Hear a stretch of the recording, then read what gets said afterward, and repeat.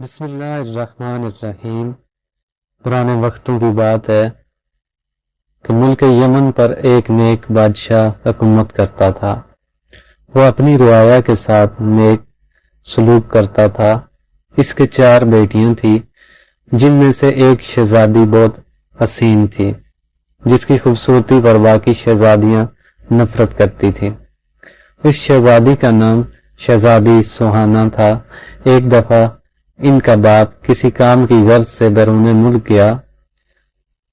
اس نے اپنی ساری بیٹیوں سے ان کی خواہشات پوچھی۔ ان 3 بہنوں نے قیمتی زیورات لانے کو کہا۔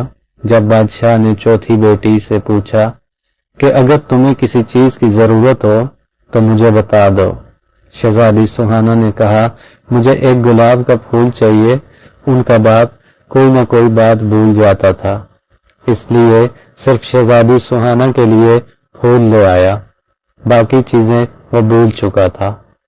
جب وہ گھر آیا تو شہزادیاں دروازے پہ کھڑی اپنے باپ کا انتظار کر رہی تھی۔ جب ان کا باپ آیا تو صرف ایک پھول کے علاوہ اس کے پاس کوئی چیز نہ تھی۔ شہزادیاں اپنے باپ کو برا بھلا کہہ کر باپ کی نافرمانی کی۔ شہزادی سوہانہ کمرے میں جا کر رونے لگی۔ اس کا باپ کمرے میں آیا، اس کو پھول دیا۔ بادشاہ نے کہا دنیا میں سب سے زیادہ قیمتی چیز والدین کی خدمت ہے۔ چنانچہ جب بادشاہ دوسری مرتبہ بیرون ملک گیا تو سب نے اپنی اپنی چیزیں لانے کے لیے کہا، مگر شہزادی اس پر خاموش رہی۔ اس نے سوچا کہ اس بار کوئی ایسی چیز نہ ہو کہ جس سے میرے باپ کا دل دکھے، تو بادشاہ نے اپنی بیٹیوں کے لیے زیورات لیے۔ راستے میں ایک جنگل تھا۔ بادشاہ اس جنگل میں سے گزرا۔ اس نے درخت پر بیٹھے ایک چمگادڑ کو دیکھا۔ وہ چمگادڑ اصل میں ایک خوفناک جن تھا۔ اس نے بادشاہ کو قید کر لیا۔ ایک شہزادہ یہ سارا منظر دیکھ رہا تھا۔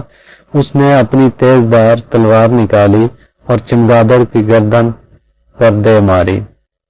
چمگادڑ اس وقت مر گیا۔ شہزادہ بادشاہ کو محل لے گیا اور ان کی بیٹیوں کو سارا ماجرا سنا دیا۔